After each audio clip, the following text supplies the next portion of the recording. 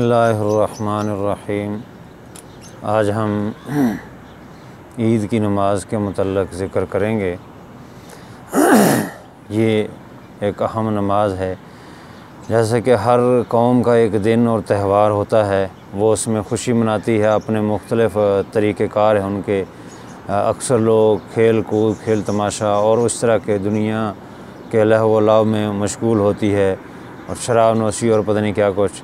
लेकिन इस्लाम ने बहुत ही पाकीज़ा तरीक़ा, खुशी मनाने का भी बहुत पाकीज़ा तरीक़ा बताया है। हज़ूर सल्लल्लाहु अलैहि वसल्लम जब मदीने में तशरीफ़ लाए तो वहाँ के लोग अक्सर मुसलमान हो चुके थे काफ़ी तादाद में, लेकिन वहाँ वो 2 दिन मनाया करते थे। और आप सल्लल्लाहु अलैहि वसल्लम ने पूछा कि ये क्या करते हो, तो उन्होंने कहा कि ये हमारे खुशी के दिन हैं, और ये बहुत ज़माना जahलियत से लोग इस त्योहारों में खुशी वगैरह मनाते आ रहे हैं। तो आप सल्लल्लाहु अलैहि वसल्लम ने उनको फ़रमाया कि अल्लाह तबारक व तआला ने हमें इससे बेहतर दिन दिए हैं। क़ाला रसूलुल्लाह सल्लल्लाहु अलैहि वसल्लम क़द अबदा लकुमुल्लाहु बिहिमा खैरम मिनहुमा यौमल अज़हा व यौमल फ़ित्र। अबू दाऊद शरीफ की रवायत है कि अल्लाह ताला ने इससे बेहतर तुम्हें 2 दिन दिए हैं, और वो ईद बकरा, ईद उल अज़हा और ईद उल फ़ितर के दिन हैं। और ईद उल फ़ितर जो है ये रमज़ान मुबारक के ख़त्म होते ही 1 शवाल को मनाई जाती है, और ईद उल अज़हा जो है वो 10 ज़िलहज्जा को मनाई जाती है।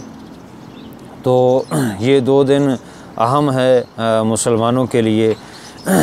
इन दिनों में खुशी मनाने का तरीक़ा भी बता दिया कि अल्लाह के दर पे आओ और झुको और नमाज ईद पढ़ो, और यही खुशी मनाने का तरीक़ा है। और खाओ पियो, इसलिए इन दिनों में रोज़ा रखना मना कर दिया, और ईद से पहले और बाद में नवाफ़िल पढ़ने से मना कर दिया कि ये खुशी के दिन है। अल्लाह के सामने 2 रकत ईद के पढ़ के उसके बाद तुम खाओ पियो, ये खाने पीने के और खुशी मनाने के दिन है। ये अल्लाह ताला की तरफ से मेहमान नवाज़ी होती है कि अल्लाह ताला की रज़ा के लिए रोज़े रखे हैं, नमाज़ें पढ़ी हैं, तरावी पढ़ी हैं, तो अल्लाह ताला का शुक्र अदा करें और ख़ुशी मनाएं। ये पाकीज़ा तरीक़ा जो है खुशी का अल्लाह तबारक व तआला ने हमें दिया है। तो ईद उल फ़ितर जो है रमज़ान ख़त्म होते ही, जैसा कि मैंने अर्ज़ किया, 1 शवाल को मनाई जाती है, और जब सूरज तुलू हो जाता है तो ईद की नमाज का वक़्त शुरू हो जाता है। तो सूरज तुलू होने के बाद 10-15 मिनट बाद जो है नमाज़ पढ़ी जा सकती है। उसके बाद भी ज़वाल से पहले इसका वक़्त है, लेकिन ज़्यादा धूप नहीं चढ़ानी चाहिए, सख्त दिन हो जाए, बल्कि जल्दी मुनासिब वक़्त पर अहले महल्ला जब पहुँच जाएँ तो उसको अदा कर लेनी चाहिए। इसके लिए खुतबा भी पढ़ा जाता है, अलबत्ता अज़ान और अकामत नहीं है, और सिर्फ़ खुतबा रखा है। अज़ान और अकामत इसलिए रखी कि आज खुशी का दिन है, अज़ानें भी ना दो, अकामत भी ना करो, बस अल्लाह के सामने झुक जाओ, और अल्लाह ताला माफ़ करना चाहता है। और जैसे ही झुकोगे अल्लाह सारे गुनाह माफ़ कर देंगे, और फ़रिश्ते गलियों में, सड़कों पे ईद वाले दिन खड़े हो जाते हैं और खुशखबरी देते हैं उनको कि आज घरों को लौट जाओ, बख्शे बख्शाए। तो ये खुशी का दिन है। और ईद की नमाज का तरीक़ा बहुत आसान है। 2 रकत हम पढ़ेंगे, उसमें 6 तकबीरें मज़ीद यानी ज़ायद होती हैं। तो उसका पढ़ने का तरीक़ा वही है, जैसे 2 नफल हम पढ़ते हैं उसी तरह पढ़ेंगे सेम, लेकिन सिर्फ़ फ़र्क इतना है पहली रकत में जब हम सुबहानक अल्लाह पढ़ लेंगे सना, तो अल्हम्दुलिल्लाह यानी किरात करने से पहले 3 दफ़ा अल्लाह अकबर कहेंगे, और तीनों दफ़ा हाथ अपने कानों तक उठाएंगे और फिर हाथ छोड़ देंगे।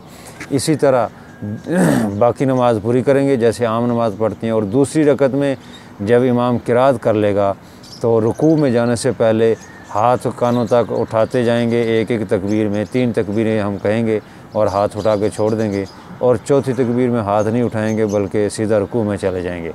तो बाकी उसी तरह नमाज है। और ईद की नमाज जब पढ़ ली तो फिर बाद में खुतबा है।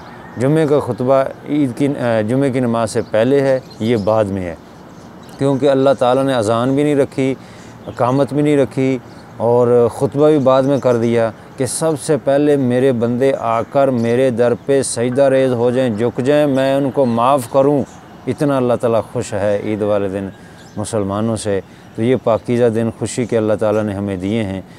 अल्लाह ताला हमें अमल की तौफ़ीक़ अता फ़रमाए।